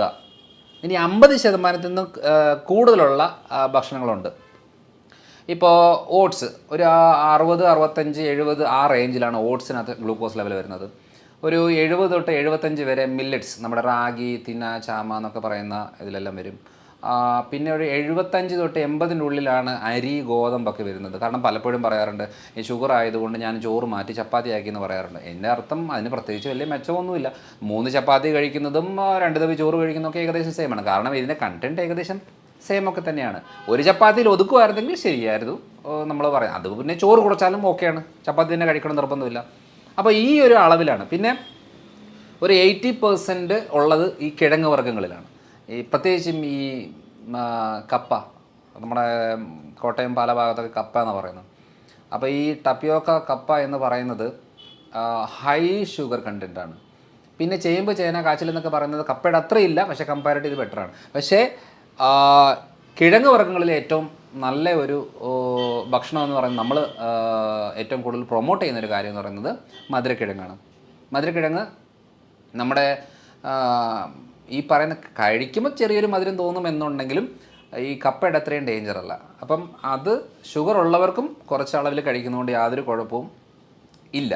അപ്പോൾ ഈ ഒരു അളവിൽ നമ്മളിപ്പോൾ നോക്കുമ്പോൾ അളവ് കൂട്ടുകയും കുറയ്ക്കാനായിട്ട് നമ്മൾ അറിഞ്ഞെങ്കിൽ മാത്രമേ ഈ കാര്യം നടക്കത്തുള്ളൂ. അപ്പോൾ ആ ഒരു രീതി വന്നെങ്കിൽ നമുക്ക് കുറച്ചുകൂടെ സ്പീഡപ്പായിട്ട് കാര്യങ്ങൾ, അതായത് 50% താഴോട്ടുള്ള ഗ്ലൂക്കോസ് ലെവലുള്ള ഭക്ഷണത്തിനെ കുറച്ച് അളവ് കൂട്ടിയിട്ട് 50% മുകളിലോട്ടുള്ള ഗ്ലൂക്കോസ് ലെവൽ അളവിന് കുറച്ച് കഴിഞ്ഞാൽ ഈസി ആയിട്ട് ഷുഗർ കൺട്രോൾ ചെയ്യാം. ഇതാണ് മെയിനായിട്ടുള്ളത് ഫുഡിനകത്ത്. നമ്മളെ നാട്ടിലുള്ള ജനങ്ങളുടെ ഒരു പൊതുവിലെ കാഴ്ചപ്പാട് എന്ന് പറഞ്ഞാൽ അരിഭക്ഷണമാണല്ലോ, രാവിലെ ആയാലും ഉച്ചയായാലും രാത്രി ആയാലും. അപ്പം അത് കുറയ്ക്കുന്നേരം നമ്മൾ ഈ പറഞ്ഞ ബാക്കി ഐറ്റംസ് കൂട്ടിയെടുക്കുകയാണ് ചെയ്യേണ്ടത്. അപ്പോൾ എനർജി ലെവലിൽ അവർക്ക് ബാധിക്കില്ല എന്നുള്ള പൊതുവിലൊരു കാഴ്ചപ്പാട്, അരിഭക്ഷണം കുറച്ചാൽ ക്ഷീണിച്ച് പോകും, കുഴങ്ങിപ്പോവും, കിടന്നു പോകും എന്ന് പറയുന്നൊരു കാഴ്ചപ്പാടുണ്ട്. ഇപ്പം ഞാനൊരു കഴിഞ്ഞ ഒരു 6 മാസമായിട്ട് അരിഭക്ഷണം അങ്ങനെ അധികം കഴിക്കാറില്ല. ഞാൻ ചോറ് കഴിച്ചിട്ടേ ഇല്ല ഒരു 6 മാസമായിട്ട്. അപ്പം അതൊരു തെറ്റിദ്ധാരണയാണ്. ഞാൻ എൻ്റെ ശരീരത്തിൽ ഒരു അപ്ലൈ ചെയ്ത ഒരു മെത്തഡാണിത്. അല്ല, സാർ ഇത്രയായിട്ട് കഴിച്ചിട്ടില്ല എന്നുള്ളത് തന്നെ വലിയ അത്ഭുതമുണ്ട്. കാരണം സാറുടെ ആ ഒരു ബോഡി ഇത് വെച്ച് നോക്കുന്നേരം ഭയങ്കര എനർജറ്റിക് ആണ്. ആ എനർജിയാണ് ഞാനിപ്പോൾ പറയാൻ വന്നത്. കാരണം എന്താണെന്ന് വെച്ചാൽ ഞാനൊരു 2 ദോശ കഴിച്ച് കൺസൾട്ടേഷൻ ഇരുന്ന് കഴിഞ്ഞാൽ 11 മണിയാകുമ്പോഴത്തേന് എനിക്ക് വിശപ്പ് തുടങ്ങും. കാരണം എന്ന് വെച്ചാൽ കഴിച്ചു, വയറ് നിറഞ്ഞു, പക്ഷേ 2-2.5 മണിക്കൂർ കൊണ്ട് എനിക്ക് വിശക്കും. അപ്പോൾ വിശന്ന് കഴിഞ്ഞാൽ പിന്നെ എന്തെങ്കിലും കഴിക്കണം, അല്ലാതെ പറ്റത്തില്ല. പക്ഷേ രാവിലെ ഞാനൊരു 1/2 ഏത്തപ്പഴം, ഒരു 2 മുട്ട പുഴുങ്ങിയത്, കുറച്ച് നട്ട്സ്, ഇതാണ് ഞാൻ എൻ്റെ പൊതുവെ രാവിലത്തെ ബ്രേക്ക്ഫാസ്റ്റായിട്ട് ഞാൻ കഴിക്കുന്നത്. ഇത് കഴിച്ചു കഴിഞ്ഞാൽ എനിക്കൊരു 1 മണി 1:30 2 ആയാലും എനിക്ക് ആ എനർജി കിട്ടും. ഈ പറയുന്ന കാര്യങ്ങൾ ഞാൻ ഉച്ചയ്ക്കാണെന്നുണ്ടെങ്കിൽ മെയിനായിട്ടും ഫിഷാണ് മെയിനായിട്ട് കഴിക്കുന്നത്. ഒരു അയലയുടെ സൈസ് ഉണ്ടെങ്കിൽ ഒരു മീൻ, മത്തിയുടെ സൈസ് ചെറിയ സൈസ് ആണെങ്കിൽ 3-4 മീൻ, പിന്നെ അവിയൽ, തോരന്, ഉപ്പേരി, മെഴുക്കോട്ട് ഐറ്റംസ്, ഇതാണ് എൻ്റെ ഉച്ചക്കത്തെ ഫുഡ്. ഇത് കഴിച്ചേച്ച് ഞാൻ തിരിച്ചു പോയിട്ട് എന്തെങ്കിലും ഒരു മീറ്റിങ്ങിലോ ഫംഗ്ഷനിലോ കൺസൾട്ടേഷനിലോ ഇരുന്ന് കഴിഞ്ഞാൽ എനിക്ക് നല്ല എനർജിയാണ്. ചോറ് കഴിച്ചേച്ച് പോയി ഇരുന്ന് കഴിഞ്ഞാൽ എനിക്ക് തൂങ്ങും. അതായത് എനിക്ക് സംസാരിക്കാൻ വലിയ താല്പര്യം തോന്നത്തില്ല, ഒന്നിനോടൊരു ഉന്മേഷമില്ല. എനിക്ക് എനർജി കിട്ടുന്നത് അത് കഴിക്കാത്ത സമയത്താണെന്ന് തിരിച്ചറിഞ്ഞപ്പോഴാണ് ഞാൻ മനസ്സിലാക്കിയത് വെറുതെ എന്തിനാണ് ഈ സാധനങ്ങളൊക്കെ കഴിക്കേണ്ട ആവശ്യം. അതങ്ങ് ഞാൻ സ്റ്റോപ്പ് ചെയ്തേച്ച് ഈ ഒരു രീതിയിലേക്ക് ഡയറ്റ് വന്നപ്പോഴത്തേനും എനിക്ക് നല്ല എനർജിയായി. അപ്പോൾ ഭൂരിഭാഗം ആൾക്കാർ ഇപ്പോൾ പറഞ്ഞൊരു തെറ്റിദ്ധാരണയുണ്ട്, നമ്മൾ ഈ അരി സാധനമോ അല്ലെങ്കിൽ ഗോതമ്പോ അങ്ങനെ എന്തെങ്കിലും ഒന്നും കഴിച്ചില്ല എന്നുണ്ടെങ്കിൽ ചിലപ്പോൾ ശരീരം ശോഷിച്ച് വരും, മെലിഞ്ഞ് വരും, എനർജി കുറയും, ക്ഷീണം ഉണ്ടാകും എന്നുള്ളതോട് അതൊന്നും ഒരു സത്യമാണ്. നമുക്ക് ആവശ്യം, അതായത് നമുക്ക് ഗ്ലൂക്കോസ് ആവശ്യമാണ്. ഈ ഗ്ലൂക്കോസ് ആവശ്യം എന്ന് പറയുമ്പോൾ അരിയുടെ രൂപത്തിൽ തന്നെ ഗ്ലൂക്കോസ് കഴിക്കണമെന്ന് ഒരു നിർബന്ധമില്ല. ഇപ്പം ഞാൻ ഉച്ചയ്ക്ക് ചിലപ്പോൾ ഈ വാഴയ്ക്ക ചെറുതായിട്ട് ഇതാക്കി തേങ്ങയൊക്കെ ഇട്ട് ഒരു അവിയൽ ഫോമിലാക്കി കഴിക്കും. അതേപോലെ വാഴക്കൂമ്പ്, ചുണ്ടെന്നൊക്കെ പറയില്ലേ, വാഴക്കൂമ്പും വൻപയറും മിക്സ് ചെയ്തിട്ട് തോരനാക്കി കഴിക്കും. ഇതിനകത്തെല്ലാം കാർബോഹൈഡ്രേറ്റ് ഉണ്ട്. 80% ഇല്ല, 60% ഉള്ളു എന്നുള്ളതേ ഉള്ളൂ. അതായത് നമുക്ക് കിട്ടേണ്ട എനർജി കിട്ടി, ഈ രൂപത്തിൽ തന്നെ കിട്ടണമെന്ന് വാശി പിടിക്കുമ്പോൾ മാത്രമേ നമുക്ക് ഈ പ്രശ്നമുള്ളൂ. അപ്പോൾ ആ ഒരു രീതിയിൽ നമുക്ക് മനസ്സിലാക്കി കഴിഞ്ഞാൽ മാത്രമേ എങ്ങനെ ഇതിനെ മാനേജ് ചെയ്യണം. അതുകൊണ്ട് വണ്ണം കുറയും, സത്യം പറഞ്ഞാൽ വണ്ണം കുറയും. ഗ്രെയിൻസ് കട്ട് ചെയ്താൽ വണ്ണം കുറയും. എനിക്ക് 2 കിലോ കുറഞ്ഞു, ഇപ്പം ഞാൻ 4 കിലോ കൂടി. കാരണം വേറെ ഒന്നുമല്ല, പ്രോട്ടീനും ഫാറ്റും വൈറ്റമിൻസും മിനറൽസും ബോഡിയിലേക്ക് സപ്ലൈ ചെയ്തു, കാർബോഹൈഡ്രേറ്റ് കുറച്ചു. ഇതാണ് ഞാൻ ചെയ്തിട്ട് എന്തായി, ഞാൻ ഫിസിക്കൽ വർക്കൗട്ട് ചെയ്യാൻ തുടങ്ങി.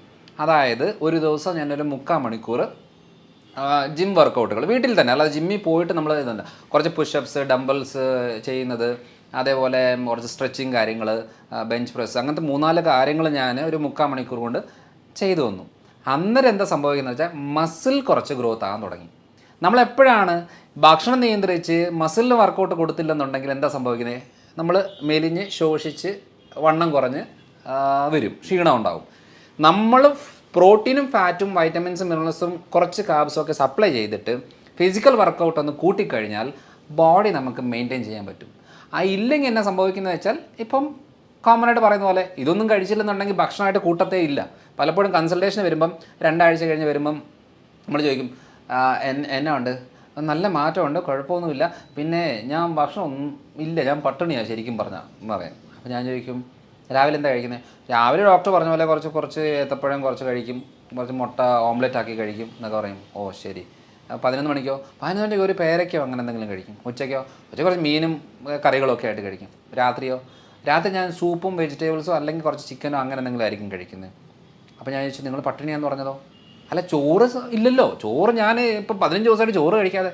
അത് നമ്മളെ മലയാളികൾക്കുള്ള വേറൊരു സംഭവമാണ്. നേരത്തെ മരുന്നില്ല എന്ന് പറഞ്ഞാൽ അസുഖം മാറില്ല എന്ന് ചിന്തിക്കുന്നത് പോലെ അരിഭക്ഷണം ഇല്ലെങ്കിൽ ഭക്ഷണം ഇല്ല, അത് പട്ടിണിയാന്നാ. അപ്പോൾ അങ്ങനെ വരുമ്പോൾ എന്താണെന്ന് വെച്ചാൽ, അപ്പം ഞാൻ ചോദിക്കും, ഇത്രയും കാര്യങ്ങൾ നിങ്ങൾ കഴിച്ചില്ലേ, എന്നിട്ട് നിങ്ങളുടെ ഷുഗർ എങ്ങനെയുണ്ട്? ഷുഗറൊക്കെ കൺട്രോളായി. ക്ഷീണം എങ്ങനെയുണ്ട്? ക്ഷീണമൊന്നുമില്ല, ഇപ്പം നല്ല ഇതായി. നീരും വേദനയൊക്കെയോ അതൊക്കെ മാറി, നല്ല മാറ്റമുണ്ട്. ഗ്യാസിൻ്റെ പ്രശ്നമൊക്കെയോ അത് രണ്ടാമത്തെ ദിവസം തന്നെ ക്ലിയറായി. ഇത്രയും മാറ്റങ്ങൾ വന്നിട്ട് നിങ്ങൾ പിന്നെ എന്തിനാണ് ഈ നഷ്ടബോധത്തോടെ ചോറ് കഴിക്കുന്നില്ലല്ലോ എന്ന് പറയുന്നത്? ഒരു കാര്യം ചെയ്യും, നിങ്ങൾ ഒരു ദിവസം ഒന്ന് കഴിച്ച് നോക്ക്, എന്നിട്ട് ഈ ബുദ്ധിമുട്ടുകളെല്ലാം രണ്ടാമത് ഉണ്ടാകുന്നുണ്ടോ എന്ന് നോക്ക്. അപ്പോൾ ഇത് പറഞ്ഞു കൊടുക്കുമ്പോൾ പലരും ചിലപ്പോൾ ഒരു മാസമൊക്കെ കഴിഞ്ഞ് വരുന്ന സമയത്ത് പറയും, ഞാൻ പറയാം എന്നാൽ പിന്നെ കുറച്ച് ചോറൊക്കെ കഴിച്ചോ കേട്ടോ. പറയും വേണ്ട ഡോക്ടറെ, ഇത് സുഖമാണ്, എൻ്റെ വേദന പോയി, നീര് പോയി, ക്ഷീണം മാറി, ഷുഗർ കൺട്രോളായി, പുകച്ചിൽ മരവിപ്പൊക്കെ മാറി, എൻ്റെ ഗ്യാസിൻ്റെ പ്രശ്നം എൻ്റെ ഏറ്റവും വലിയ പ്രശ്നമായിരുന്നു, അത് ഫുള്ളായിട്ട് ക്ലിയറായി, എനിക്കിത് സുഖമാണ്, എനിക്കിനിയും വേണ്ട, എനിക്ക് പഴയ രീതിയിൽ പോകണമെന്ന് ഒരു താല്പര്യമില്ല. അപ്പം നമ്മൾ ചെയ്യുന്നത് എന്താ, ഒരു ലൈഫ് സ്റ്റൈൽ പറഞ്ഞു കൊടുത്തേച്ച് ചെയ്യിപ്പിച്ചിട്ട് അതിൻ്റെ എക്സ്പീരിയൻസ് വരുമ്പോൾ മാത്രമേ അവർക്കത് ഉൾക്കൊള്ളാൻ പറ്റത്തുള്ളൂ. അല്ലെങ്കിൽ ദൈവമേ ഇതൊക്കെ ഇങ്ങനെ കഴിച്ച് എങ്ങനെ ജീവിക്കും എന്ന് ചോദിക്കുന്നുണ്ട്. ഇപ്പം ഞാനിപ്പോൾ പുറത്ത് പോകുന്ന സമയങ്ങളിലൊക്കെ എനിക്ക് വീട്ടിലെ ഒരു പ്രോട്ടോക്കോൾ ചെയ്യാൻ പറ്റത്തില്ല. അപ്പോൾ ഞാനിപ്പോൾ പുറത്ത് പോകുമ്പം ബിരിയാണി കഴിച്ചു എന്ന് വെച്ചു. ബിരിയാണി ഞാൻ ആ ഒരു ചിക്കൻ പീസ് ഉണ്ടെങ്കിൽ 2 ചിക്കൻ പീസ് എടുത്തേച്ച് ഒരു ഇത്രയും അതിൻ്റെ റൈസ് ഇത്രയും എടുക്കുള്ളൂ. അപ്പോൾ നോക്കുമ്പം എൻ്റെ ബിരിയാണി മൊത്തം വേസ്റ്റാണ്. കാരണം അത് ചോറ് മൊത്തം ഞാൻ കഴിക്കത്തില്ല. ഞാൻ ഈ പീസുകൾ കഴിച്ച് കുറച്ച് സാലഡും കാര്യങ്ങളൊക്കെ എടുത്ത് വെച്ച് കഴിക്കും. അപ്പം എന്ന് വെച്ചാൽ നമ്മൾ എവിടെ പോയാലും ഇത് ശീലിക്കാൻ പറ്റും. ഞാനൊരു കല്യാണത്തിനോ ഫംഗ്ഷനൊക്കെ പോയി കഴിഞ്ഞാൽ ഞാൻ അവിടെയുള്ള എല്ലാ വെറൈറ്റിയും കഴിക്കും. പക്ഷേ ഞാൻ ഈ ചോറും ബിരിയാണിയോ അല്ലെങ്കിൽ ഫ്രൈഡ് റൈസ് ആ സാധനം തൊടത്തില്ല. എന്തെങ്കിലും ഫിഷോ ചിക്കനോ അല്ലെങ്കിൽ സാലഡ്സോ വെജിറ്റബിൾസോ അങ്ങനെ എന്തെങ്കിലും ഉണ്ടെങ്കിൽ അത് ഉൾപ്പെടുത്തി കഴിക്കും. അപ്പോൾ അങ്ങനെ വരുമ്പോൾ എന്നാന്ന് വെച്ചാൽ നമ്മൾ ശ്രദ്ധിച്ചിട്ടുണ്ടോ, കല്യാണമോ ഫംഗ്ഷനോ പരിപാടിയൊക്കെ നമ്മൾ ഫുഡ് കഴിച്ച് കഴിഞ്ഞാൽ ഭയങ്കര ക്ഷീണമാണ്. പിന്നെ നമുക്ക് ആ ദിവസം ഒന്നിനും നമ്മളെ കൊണ്ട് കൊള്ളത്തില്ല. എവിടെയെങ്കിലും പോയി കടന്നാൽ മതി, ഇരുന്നാൽ മതി എന്നല്ലാതെ വേറൊരു ചിന്തയും കാണത്തില്ല. കാരണം എന്താണെന്നറിയോ, ഈ അടിച്ച് കുഴച്ച് കയറ്റി കഴിയുമ്പോണ്ടല്ലോ ശരീരത്തിന് ആകെ വിഷമമാണ്, ബുദ്ധിമുട്ടാണ്. അപ്പോൾ എന്ത് ചെയ്യും, ഇനിയും ഈ വ്യക്തിക്ക് ഒരു എനർജി കൊടുത്തു കഴിഞ്ഞാൽ ഇവൻ വീണ്ടും പോയി കഴിക്കും. അപ്പോൾ അതുകൊണ്ട് തന്നെയാണ് എവിടെയെങ്കിലും ഒന്ന് തളർത്തി കടത്തിയിട്ട് വേണം ഇതൊന്ന് ദഹിപ്പിച്ച് ക്ലിയറാക്കി പുറത്തേക്ക് കളയാനും സ്റ്റോർ ചെയ്ത് വെക്കാനുമായിട്ട് ശരീരം നോക്കുന്നത്. പക്ഷേ ഞാനീ പറഞ്ഞ മെത്തേഡൊന്ന് ചെയ്ത് നോക്കിക്കേ, നമുക്ക് കല്യാണ ഫുഡൊക്കെ കഴിച്ച് കഴിഞ്ഞാൽ ഒരു കുഴപ്പമില്ല, നമുക്കൊരു എനർജി ആയിരിക്കും. പക്ഷേ ഈ ഒരു ലൈഫ് സ്റ്റൈൽ നമുക്ക് മനസ്സിലാക്കി എടുക്കണമെന്നുണ്ടെങ്കിൽ ചെയ്ത് നോക്കി അത് നമ്മൾ ആ എക്സ്പീരിയൻസ് ആയെങ്കിൽ മാത്രമേ മനസ്സിലാകത്തുള്ളൂ. എന്നിട്ട് പറ, ഷുഗർ കുറയുന്നുണ്ടോ, ക്ഷീണം കുറയുന്നുണ്ടോ, ബുദ്ധിമുട്ട് കുറയുന്നുണ്ടോ, നീർക്കെട്ട്. എല്ലാവരും പറയുന്നത് ഇവിടെ വേദന, ഇവിടെ പിടിച്ചാൽ വേദന, ഇവിടെ പിടിച്ചാൽ വേദന, എല്ലായിടത്തും വേദനകളാണ്. ചോറ് കുറയ്ക്ക്, അരിയുടെ സാധനം കുറയ്ക്ക്, ആ നീർക്കെട്ടും മാറും. പക്ഷെ നമ്മൾ എന്ത് ചെയ്യും, എളുപ്പപ്പണിയിൽ വേദനയ്ക്ക് നീരിനും മരുന്നെടുക്കും. എത്ര നാളെടുക്കും? മരണം വരെ. അപ്പോൾ ഈ ഒരു കാര്യങ്ങൾ ആണ് ആ ഒരു മെത്തഡ് നമ്മൾ പറഞ്ഞു കൊടുത്ത് ശരീരത്തിനൊന്ന് ഓർഡറാക്കി എടുക്കാനുള്ള കുറച്ച് മരുന്നുകളോ സപ്ലിമെൻറ്റ്സോ കുറച്ച് കാര്യങ്ങളൊക്കെ ചെയ്ത് കൊടുത്ത് അവരുടെ ലൈഫ് സ്റ്റൈൽ രീതികളിൽ അവരുടെ ജോലിയും അവരുടെ വീട്ടിലെ സാഹചര്യത്തിനനുസരിച്ച് മാറ്റം വരുത്തി കൊടുക്കുമ്പോഴാണ് ഐഡിയ കിട്ടുന്നത്. അല്ലാതെ മരുന്ന് കഴിച്ചിട്ട് തുമ്മൽ മാറിയ കേസുണ്ടോ? മരുന്ന് കഴിക്കും, തുമ്മൽ കുറയും, നിർത്തുമ്പോൾ തുമ്മലുണ്ടാവും. ഷുഗറിന് ഗുളിക കഴിച്ച് ഷുഗർ കുറയും, നിർത്തുമ്പം വീണ്ടും കൂടും. തൈറോയിഡിന് ഗുളിക എടുക്കുമ്പോൾ തൈറോയിഡ് കുറയും, നിർത്തുമ്പം വീണ്ടും കൂടും.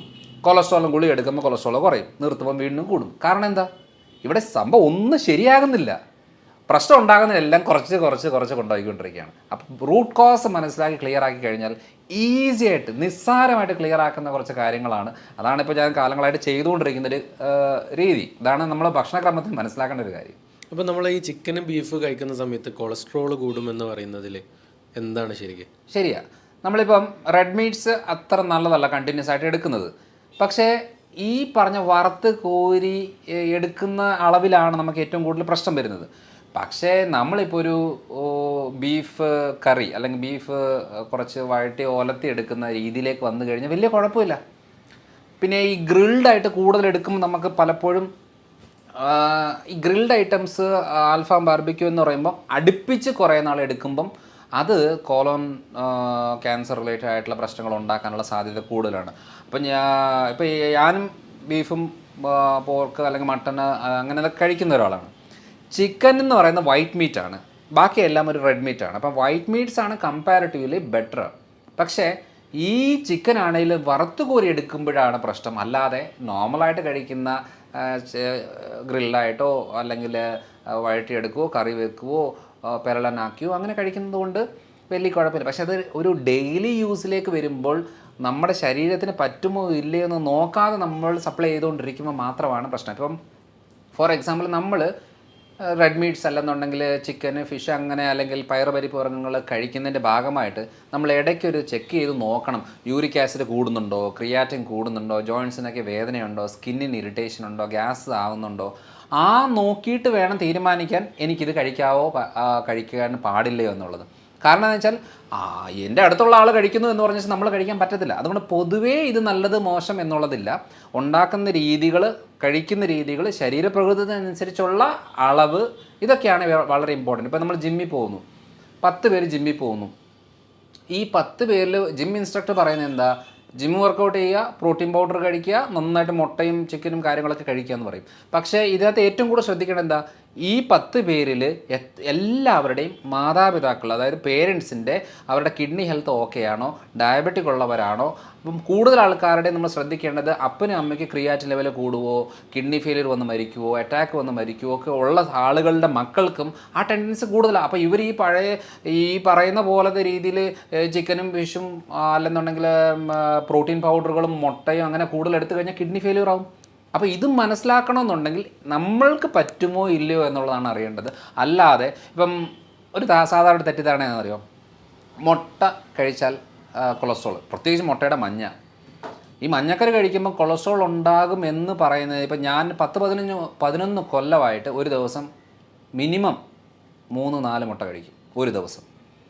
അപ്പോൾ എൻ്റെ വീട്ടിൽ ഏറ്റവും കൂടുതൽ ചിലവ് വരുന്ന ഒരു ആഹാരവസ്തുവാണ് മുട്ട. കാരണം ഞാൻ ട്രേയിലാണ് കൊണ്ടുവരുന്നത്, 4-5 ട്രേ ആണ് ഒരാഴ്ചത്തേക്ക് കൊണ്ടുവരുന്നത്. കാരണം എൻ്റെ വീട്ടിൽ എല്ലാവരും മുട്ട കഴിക്കുന്നവരാണ്.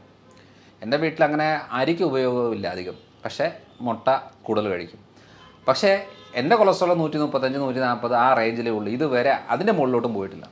അപ്പോൾ ഞാൻ പറഞ്ഞു വന്നതെന്നു വെച്ചാൽ, മുട്ട കഴിച്ചിട്ടാണ് കൊളസ്ട്രോൾ ഉണ്ടാകുന്നതെങ്കിൽ വെറുതെ പുല്ല് തിന്നുന്ന പശുവിൻ്റെ ശരീരത്തിൽ എന്തോരം കൊളസ്ട്രോൾ, എന്തോരം കൊഴുപ്പ്, പാല് നിറയെ കൊഴുപ്പ്, ശരീരത്തിലും കൊഴുപ്പ്. പോത്തിറച്ചി കഴിച്ചാൽ കൊളസ്ട്രോൾ വരുന്നതിൻ്റെ പറഞ്ഞാൽ പോത്ത് എന്താണ്, മുട്ട കഴിച്ചിട്ടാണോ കൊളസ്ട്രോൾ ഉണ്ടായത്? അല്ല, വെറുതെ പുല്ല് തിന്ന പോത്തിനും കൊളസ്ട്രോൾ ഉണ്ടാകും. ഇങ്ങനെയാണ് ലിവറാണ് ഉണ്ടാക്കുന്നത്. അപ്പം നമ്മൾ ഹെൽത്തി ഫാറ്റ് ബോഡിയിലേക്ക് സപ്ലൈ ചെയ്താൽ അധികം ഫാറ്റ് ബോഡി ഉണ്ടാക്കത്തില്ല. അപ്പം ലിവർ കുറച്ചുകൂടെ സേഫാണ്.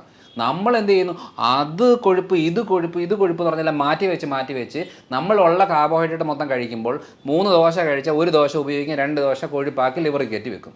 അതാണ് ഈ ഫാറ്റ് ലിവർ ഉണ്ടാകുന്നത്. ചിലർ സ്ത്രീകളെന്ന് പറയും, ഞാൻ മദ്യം കഴിക്കാറേയില്ല, എനിക്ക് എങ്ങനെയാണ് ഗ്രേഡ് 2 ഫാറ്റ് ലിവർ വരുന്നത്? സിമ്പിൾ, രാവിലെ അരി, ഉച്ചയ്ക്ക് അരി, രാത്രി അരി, വേറെ വെറൈറ്റി ആയിട്ട് കഴിക്കുന്നു എന്നുള്ളതേ ഉള്ളൂ. സാധനം എല്ലാം സെയിം ആണ്. മദ്യത്തിന് എൻഡ് പ്രൊഡക്റ്റ് ഗ്ലൂക്കോസ്, ഈ പറയുന്ന കാർബോഹൈഡ്രേറ്റ് എന്ന് പറയുന്ന അരിയും ഗോതമ്പ് സാധനങ്ങൾ എൻഡ് പ്രൊഡക്റ്റ് ഗ്ലൂക്കോസ്. അപ്പോൾ കണ്ടൻറ്റ് സെയിം ആണ്. നമ്മൾ ഇത് ഒഫീഷ്യലായിട്ട് ഡൈനിങ് ടേബിൾ വെച്ചിരുന്ന് കഴിക്കുന്നു, അത് കുറച്ച് മാറി ഇരുന്ന് കഴിക്കുന്നു. എത്ര മാത്രമേ ഡിഫറൻസ് ഉള്ളൂ, സെയിം സാധനമാണ്. അതുകൊണ്ട് കൊളസ്ട്രോൾ പേടിച്ച് മാറ്റി വെക്കുന്നവരെ ശ്രദ്ധിച്ചോണം. 3 നേരം കഞ്ഞി കുടിച്ചാൽ അത് മതി ബ്ലോക്ക് ഉണ്ടാകാൻ. അല്ലാതെ ഈ മുട്ടയും ഇറച്ചിയും മീനും കഴിക്കുന്നതുകൊണ്ടല്ല കൊളസ്ട്രോൾ ഉണ്ടാകുന്നത്. അങ്ങനെയാണെന്നുണ്ടെങ്കിൽ ഈ പറയുന്ന കടുവയും പുലിയും സിംഹവും ഒക്കെ പണ്ടേ അറ്റാക്ക് വന്ന് മരിക്കേണ്ടതല്ലേ? കാരണം ഫുൾ ടൈം കഴിക്കുന്നത് ഈ ബീഫും ഇതൊക്കെ തന്നെയല്ലേ. അല്ലാതെ പ്രത്യേകിച്ച് അത് പഴങ്ങൾ കഴിക്കുന്നില്ല, ഇലക്കറികൾ കഴിക്കുന്നില്ല, പച്ചക്കറികളില്ല, ഒരു സാധനം കഴിക്കാതെ വെറുതെ ഇത് കഴിച്ചുകൊണ്ടിരിക്കുന്ന ഈ മൃഗങ്ങളൊക്കെ പണ്ടേ അറ്റാക്ക് വന്ന് തട്ടി പോകേണ്ടതല്ലേ? പോകുന്നില്ല. കാരണം എന്താ? കാരണം ആ ശരീരപ്രകൃതത്തിൻ്റെ മനസ്സിലാക്കേണ്ട ഒരു കാര്യം എന്ന് വെച്ചാൽ, അതുകൊണ്ട് ശ്രദ്ധിച്ചാൽ മതി. അതുകൊണ്ട് ഈ പറയുന്ന മൃഗങ്ങളൊക്കെ സ്ലിമ്മായിട്ട് സ്കെൽട്ടായിട്ടിരിക്കും. ഈ ഫുൾ ടൈം പഴങ്ങൾ കഴിക്കുന്ന ചിമ്പാഞ്ചിയെ കണ്ടിട്ടില്ലേ? ഇങ്ങനെയായിരിക്കുന്നത്. ആനയെ കണ്ടിട്ടില്ലേ? ഇങ്ങനെയായിരിക്കുന്നത്. എന്തുവാ? മുട്ടയുടെ മഞ്ഞയില്ല, ബീഫില്ല, ചിക്കനില്ല, ഒരു സാധനമില്ല. പക്ഷേ അതുകൊണ്ടാണ് വെജിറ്റേറിയൻ എന്ന് പറയുമ്പോൾ നമ്മൾ കൂടുതലും ഇഡ്ഡലിയും ദോശയും ഇടിയപ്പം, അതേപോലെ ഉഴുന്നുവട, പരിപ്പുവട എന്നൊക്കെ പറയുന്ന സാധനങ്ങളാണല്ലോ ശുദ്ധ വെജിറ്റേറിയൻ എന്ന് പറയുന്ന ആൾക്കാർ കഴിക്കുന്നത്. അവർക്കാണല്ലോ ഏറ്റവും കൂടുതൽ ബ്ലോക്ക് വരുന്നത്. എന്നാൽ പിന്നെ അവർക്ക് കൊളസ്ട്രോൾ വരാൻ പാടില്ല ഈ ഇത് കഴിക്കാതിരുന്നാൽ. അതുകൊണ്ട് ഭക്ഷണം എന്ന് പറയുമ്പം ഭക്ഷണത്തിലെ കൊഴുപ്പ് എന്ന് പറഞ്ഞാൽ ഒരു 20-25% മാത്രമേ ഭക്ഷണത്തിലെ കൊഴുപ്പ് കൂട്ടത്തുള്ളൂ.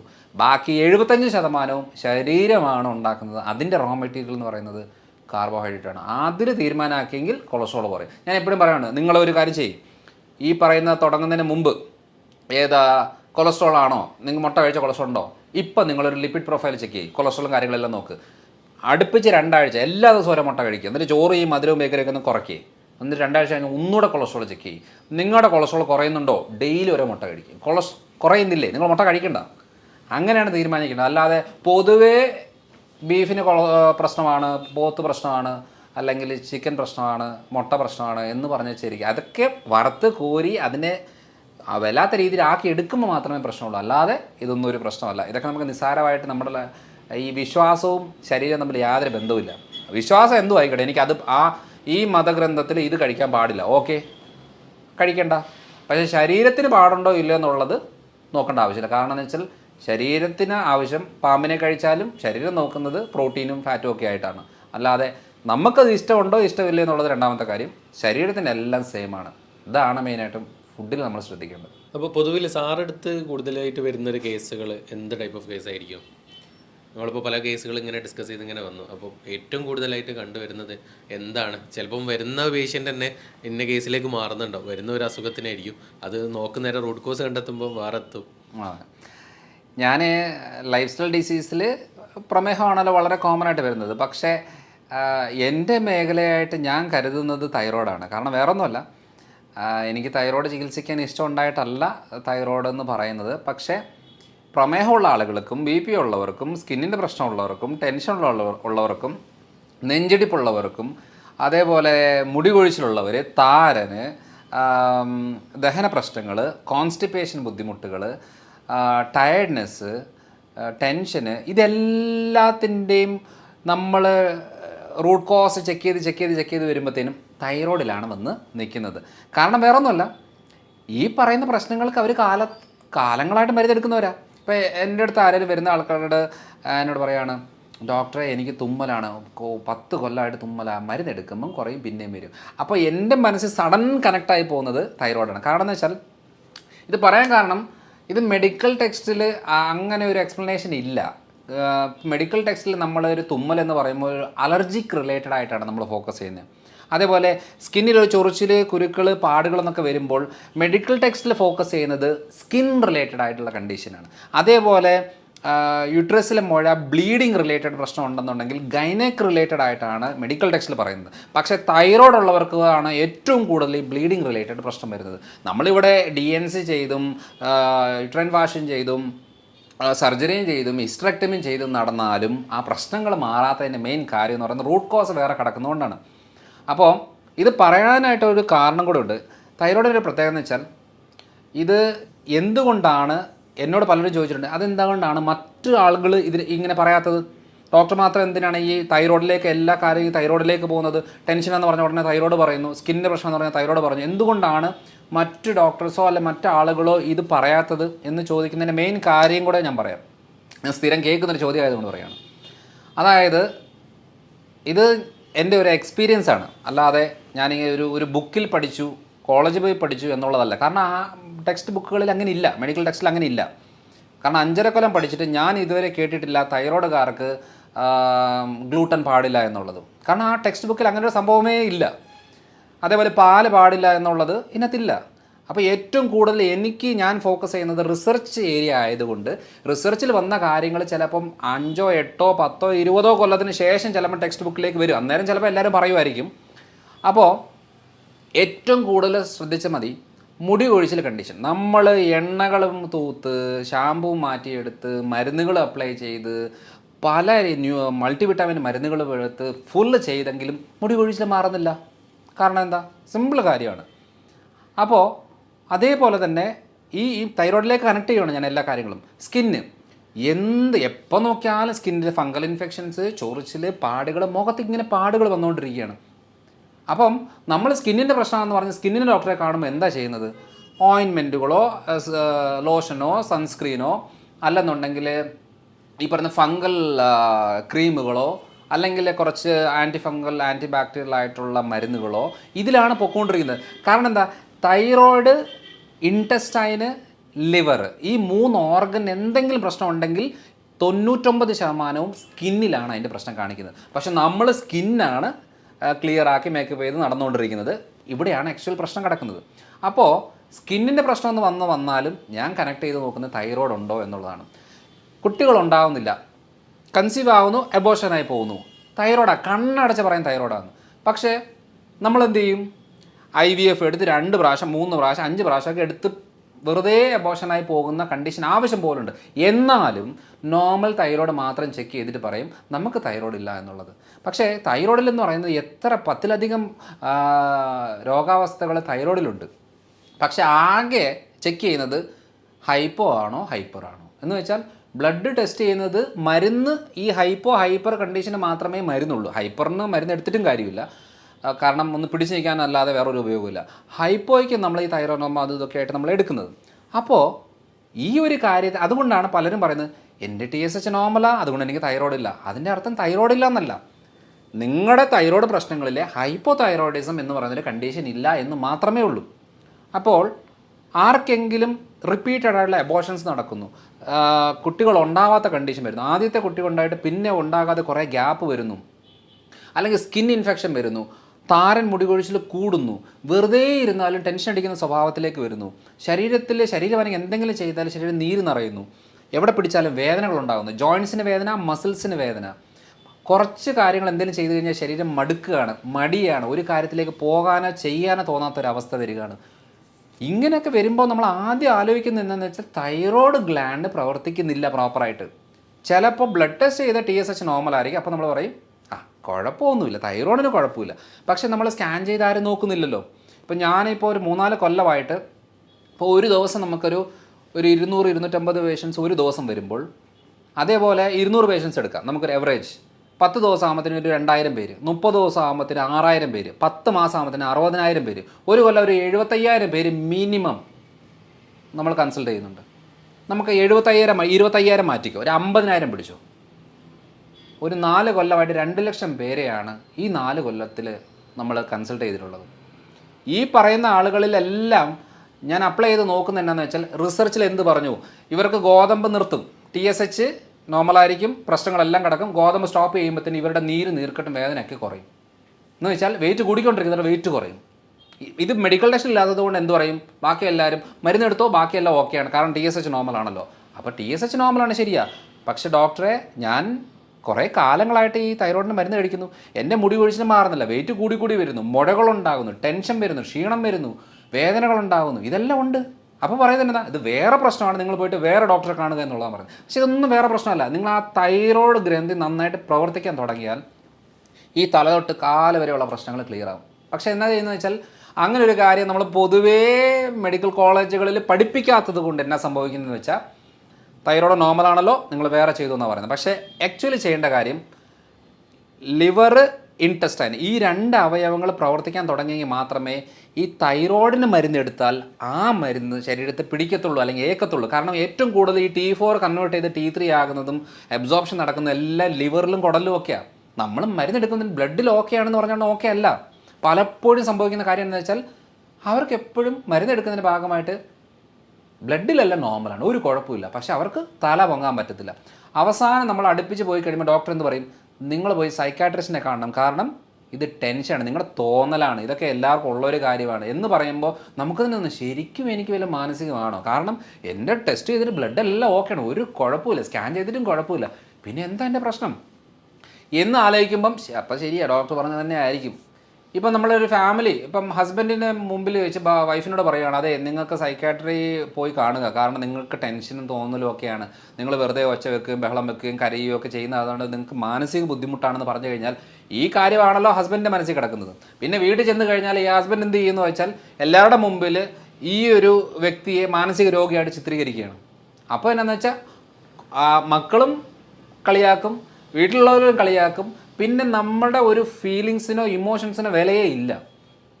എന്ന് വെച്ചാൽ പലപ്പോഴും ഭർത്താക്കന്മാർ വന്ന് പറയാറുണ്ട്, ഡോക്ടറെ കൊണ്ട് ഞാൻ നിർത്തുകയാണ്, എനിക്ക് മടുത്ത്, ഞാൻ 10-20 കൊല്ലമായിട്ട് ഇവളെ വിളിച്ചുകൊണ്ട് നടക്കാത്ത ആശുപത്രികളില്ല, കാണാത്ത ഡോക്ടർമാരില്ല, എടുക്കാത്ത മരുന്നുകളില്ല, എൻ്റെ സമ്പാദ്യത്തിൻ്റെ ഭൂരിഭാഗവും ഞാൻ ഇവളെ ചികിത്സിച്ചിട്ടാണ് ഞാൻ ഇതായത്, അതുകൊണ്ട് അവസാനത്തെ ഒരു ഹോപ്പായിട്ടാണ് ഞാൻ ഡോക്ടറെ അടുത്ത് വന്നേക്കുന്നത് എന്ന് പറയുന്ന ആളുകൾ ഒത്തിരി പേരുണ്ട്. കാരണം വേറെ ഒന്നുമല്ല, ഈ കുടം കമ്മത്തി വെച്ച് വെള്ളം ഒഴിച്ചുകൊണ്ടിരിക്കുകയാണ്. തൈറോയ്ഡ് എന്ന് പറയുന്ന ഒരു കാര്യത്തെ ഡീറ്റെയിൽഡ് ആയിട്ട് ചെക്ക് ചെയ്തിട്ട് മനസ്സിലാക്കിയിട്ട് ആ ഒരൊറ്റ കാര്യം ക്ലിയർ ആക്കി കൊടുത്താൽ ഇത്രയും കാര്യങ്ങൾ ക്ലിയർ ആവും. ഉറക്കം ശരിയില്ല എന്ന് പറയുമ്പോൾ ഉറക്ക ഗുളിക കൊടുക്കുന്നതല്ല അതിൻ്റെ സൊല്യൂഷൻ, എന്തുകൊണ്ട് ഉറക്കം കിട്ടുന്നില്ല എന്നുള്ളതാണ്. അത് കറങ്ങി അടിച്ച് വരുമ്പോൾ തൈറോയ്ഡിലേക്കാണ് വരുന്നത്. കൊളസ്ട്രോൾ വേറെ ഒരു കുഴപ്പമില്ല, കൊളസ്ട്രോൾ മാത്രം കൂടുകയാണ്.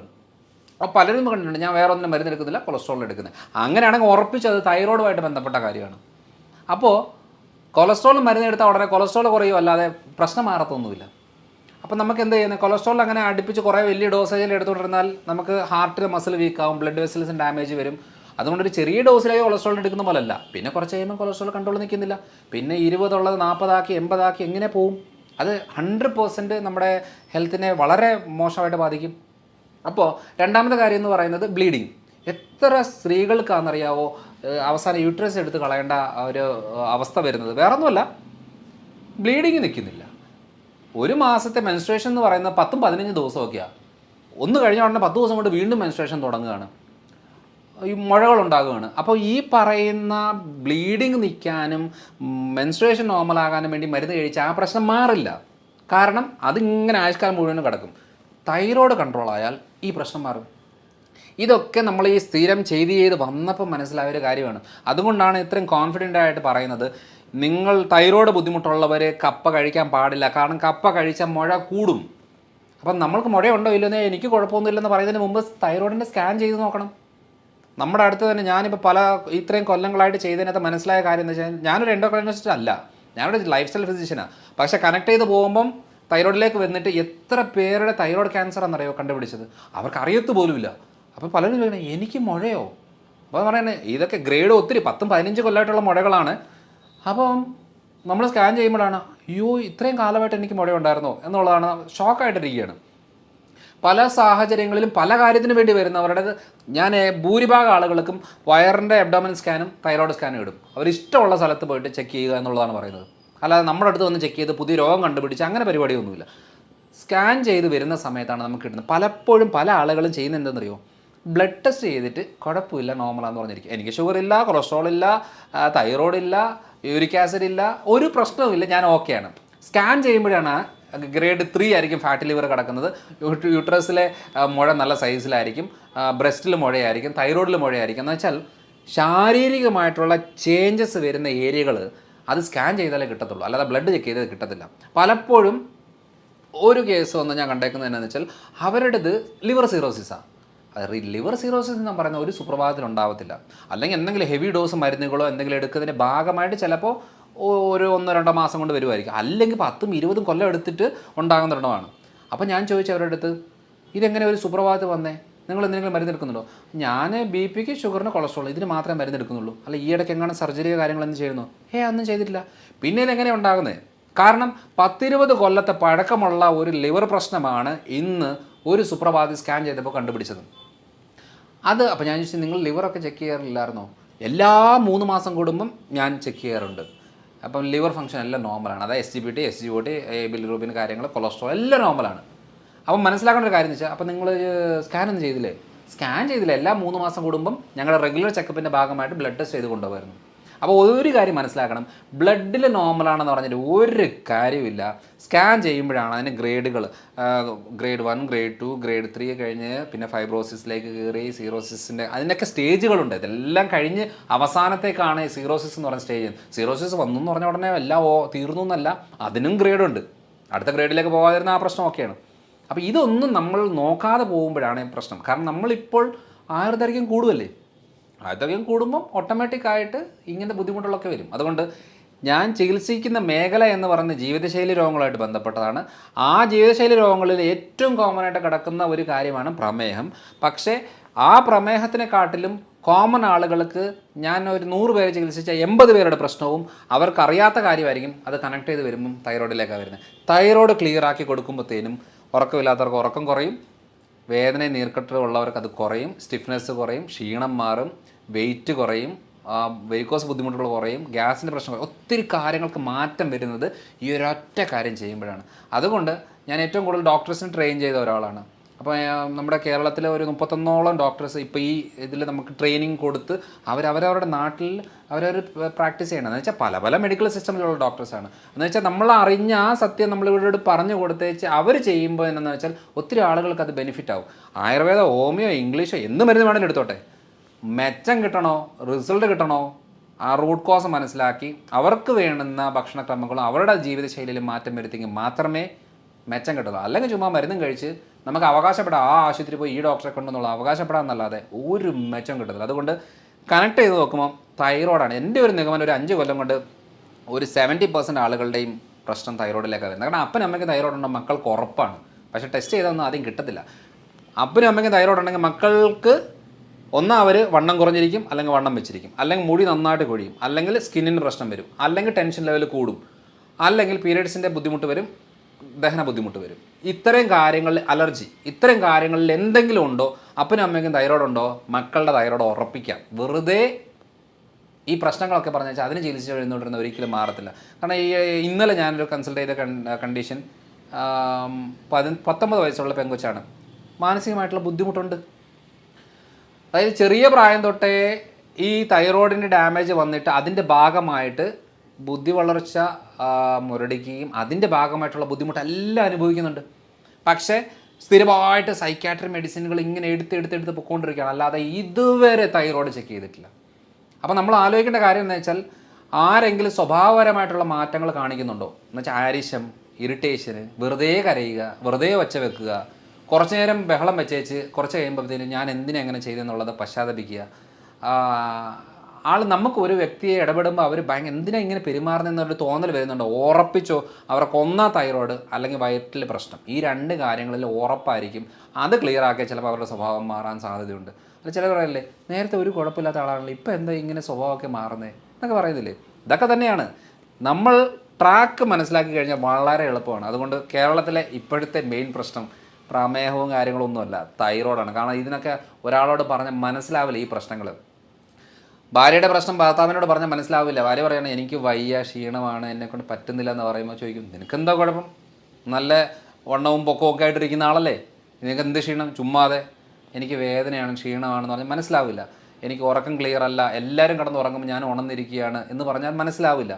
ഇതൊരു ഡോക്ടറോട് പറഞ്ഞാലും മനസ്സിലാവില്ല. കാരണം ഡോക്ടർക്ക് കുറച്ച് കഴിയുമ്പോഴത്തേനും നമ്മളെ സൈക്കാട്രി പേഷ്യൻ്റാക്കി മാറ്റി അതിലേക്ക് ആങ്സൈറ്റി ആണെന്ന് പറഞ്ഞ് മരുന്നെടുപ്പിക്കുന്ന രീതിയിലേക്കാണ് പോയിക്കൊണ്ടിരിക്കുന്നത്. അതുകൊണ്ട് ഒരാളോട് പറഞ്ഞാൽ മനസ്സിലാക്കാൻ പറ്റാത്ത ബുദ്ധിമുട്ടുകളാണെങ്കിൽ തൈറോയിഡിലേക്ക് നമുക്ക് ഉറപ്പിക്കാം. അതുകൊണ്ടാണ് ഞാൻ ഇത്രയും നേരം നമ്മുടെ ആക്ച്വൽ പ്രശ്നം എന്ന് പറയുന്നത് തൈറോയിഡിലേക്കാണ് വന്നുകൊണ്ടിരിക്കുന്നത്. അത് ചെക്ക് ചെയ്ത് നോക്കി ഉറപ്പിക്കുക എന്നുള്ളതാണ് ഞാൻ എല്ലാ വീഡിയോകളിലും എല്ലാ സ്ഥലങ്ങളിലും പറഞ്ഞുകൊണ്ടിരിക്കുന്നത്. ഇതാണ് ഇപ്പോഴത്തെ മെയിനായിട്ടുള്ളൊരു പ്രശ്നം. ഓക്കെ ഒരുപാട് നേരം തൈറോയിഡിനെ കുറിച്ച് ഒരുപാട് ഡീറ്റെയിൽ ആയിട്ട് പറഞ്ഞു. പലപ്പോഴും പല ആളുകൾക്കും വരുന്നൊരു തെറ്റിദ്ധാരണകളെല്ലാം സാറ് ക്ലിയർ ചെയ്ത് തന്നിട്ടുണ്ട്. നമുക്ക് എന്തായാലും മറ്റൊരു ടോപ്പിക്കുമായിട്ട് നമുക്ക് മറ്റൊരു വീഡിയോയിൽ വീണ്ടും കാണാം.